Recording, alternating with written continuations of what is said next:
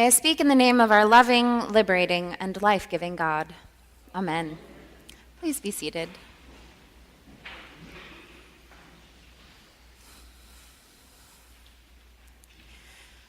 My mom moved to Albuquerque in the summer of 2014. She found a nice apartment not too far from the hospital where she'd be working as a nurse and set about exploring her new city.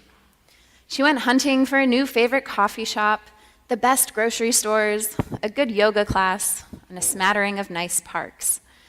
Perhaps most daunting of all, as many people here can attest, was church shopping.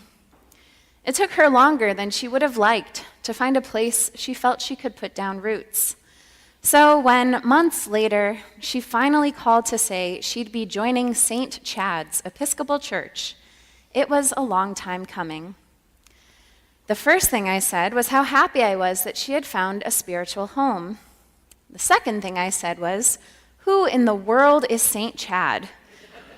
Like, is he a real saint? Which set her off in peals of laughter as she exclaimed, well, golly, Claire, you're the priest in the family. I was hoping you could tell me. With her still on the phone, I turned to that repository of all sacred knowledge, Wikipedia, where I learned that St. Chad is indeed a real saint, a 7th century Anglo-Saxon abbot and bishop to boot. And yes, I did later verify this information by referencing some slightly more authoritative resources. Like many people from the early Christian communities in what we'd now call Great Britain, pretty much everything we know about Chad comes from the Venerable St. Bede, whose ecclesiastical history of the English people, written around 731, sought to offer a comprehensive, though not unbiased, history of his people. Chad's life does not read as particularly remarkable. He was one of 4 brothers, all active in the church, who became a monk, and eventually a student of St. Aidan's at the famed monastery Lindisfarne. Chad lived in the tumultuous decades after St. Augustine landed in Canterbury, bringing Roman Christendom to the existing Celtic church. And while Bede highlights his commitment to Roman authority, it is clear that he was a somewhat controversial figure. Renowned for his studiousness, he was appointed Bishop of York, but his episcopacy was short-lived. If you refer to his Wikipedia page, you'll notice that header 5.3 reads, the elevation of Chad, and header 5.4, the removal of Chad.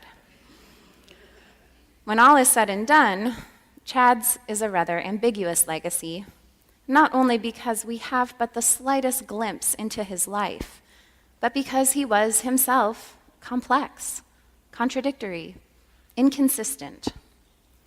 When I was younger, I thought being a saint meant being perfect, and that being perfect meant being unfailingly good, kind, and courageous, which made saints seem, well, kind of inhuman.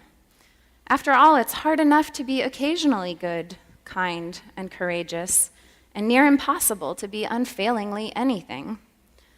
So it surprised me as I learned more about Christian history to realize that our saints, like us, come in all shapes and sizes, have all kinds of personalities and personal histories, varied gifts and callings, strengths and weaknesses, that they struggled, they sinned, they suffered, and they kept striving. Over time, this helped me to see that becoming a saint does mean being perfected, but that my definition of perfection was off. If we believe that Jesus was, in the wholeness of his person, a full revelation of God's own self, then we can look to him for our definition of perfection. Indeed, this is traditionally the measure of sainthood. How much like Jesus, how Christ-like is this person and was their life? Only when we do that, when we turn to Jesus, we do not find someone who is free from fear and feeling and failure, a stranger to bias or burdens or betrayal, someone who never doubted, never got mad, never got impatient. Jesus felt all of these things, experienced all of these things.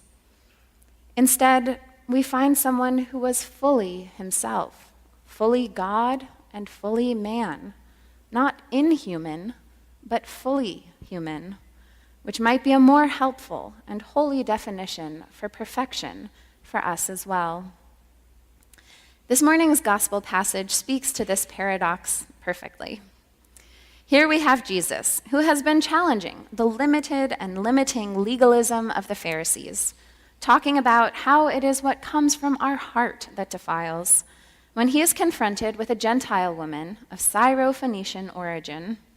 She is someone outside the social order, an other, an alien, unfamiliar, unwelcome.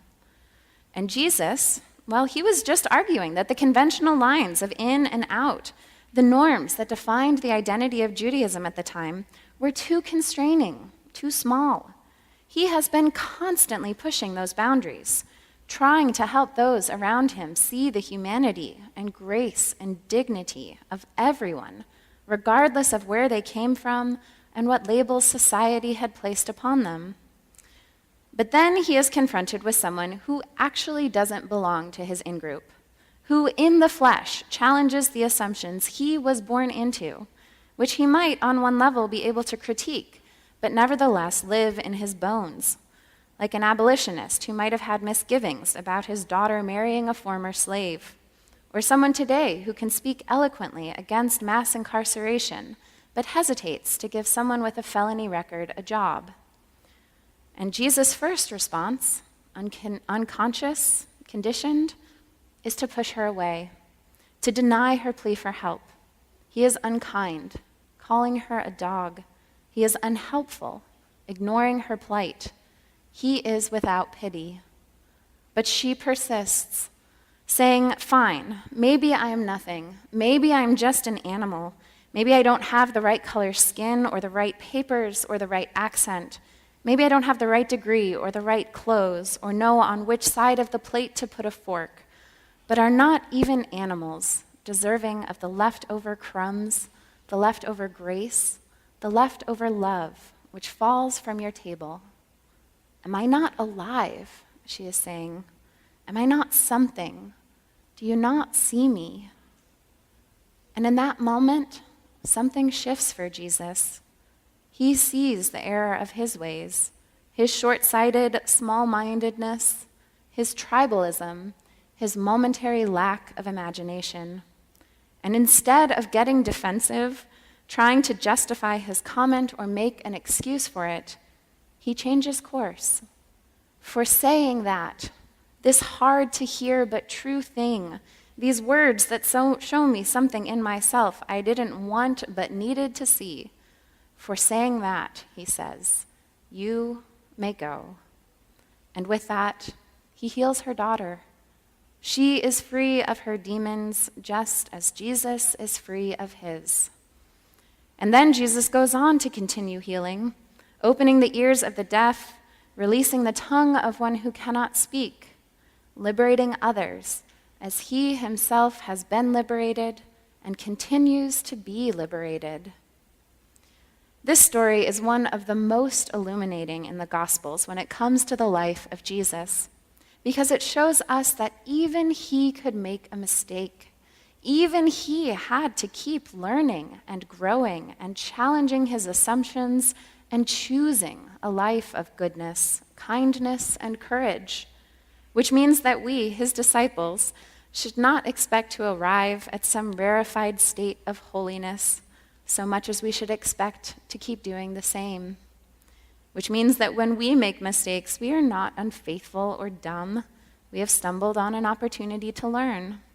That when we are unkind, we are not just bad. We have encountered an opportunity to change. That when we fall short of our ideals, we are not irredeemable. Instead, we are practicing our humanity, and we can keep going, and we can keep growing. When we look to Jesus for an example of perfection, what we find is someone who became precisely who he was made to be. And if we take that to be our end, our hope, not some rarefied, inhuman excellence, but a living, learning, loving, changing example of living faithfully, then the saints will not seem so far off, so inaccessible, so unreachable. And that will be our joy and our challenge, because inhumanly good saints let us off the hook. They are so good that they don't unsettle us in our messy lives, that they don't reach us and compel us in our own beautiful struggles. But when Paul wrote letters to the earliest Christian communities, he didn't address them to the people of Corinth, to the faithful in Rome, to whom it may concern in Ephesus.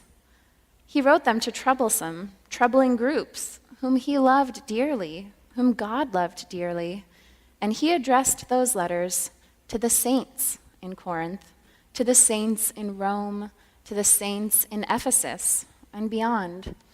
Because sainthood is not just for the exceptionally good, kind, and courageous, but also the unexceptionally good, kind, and courageous.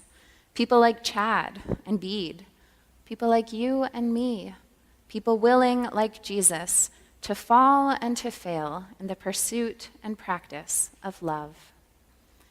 As we head into another program year together, another autumn, another cycling of the seasons, I'd like to hold out this ideal for us, the challenge and the invitation of becoming ourselves more Christ-like, more willing to listen to people we're used to writing off, more willing to have our hearts turned and our minds changed, no matter where we're starting from, more willing to attend to the suffering of the world, more willing to be free and to risk helping to free one another, not only in those moments that seem ripe with triumph and transformation, but as we set up for coffee hour, practice anthems, prepare the altar, dance at Oktoberfest, build bikes, package food, welcome people for concerts, share our campus with our parish school, as we practice learning and listening and bumping up against our own humanity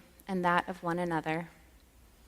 This doesn't mean, as we strive into our sainthood, that we won't make mistakes.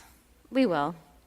It doesn't mean that we won't need to be converted to the humanity of our neighbors over and over again. Look at Bishop Romero, Dietrich Bonhoeffer, Jesus himself. It doesn't mean we will always feel good or peaceful or happy or connected. Mother Teresa spent much of her life feeling as though God had abandoned her, and countless saints have struggled with depression and despair. What it means instead is that we will not strive in vain, and we will not strive alone. That our struggles are not evidence of our being unloved or unworthy or underprepared. They are instead evidence of our being on the way. And if we are on the way, well, we are in very good company. The company of one another, the company of saints and martyrs, of angels and archangels, of God's own Son, the company of those who will challenge and change us, love and liberate us, perturb and perfect us, until at last we too become the people we were created to be. Let it be so. Amen.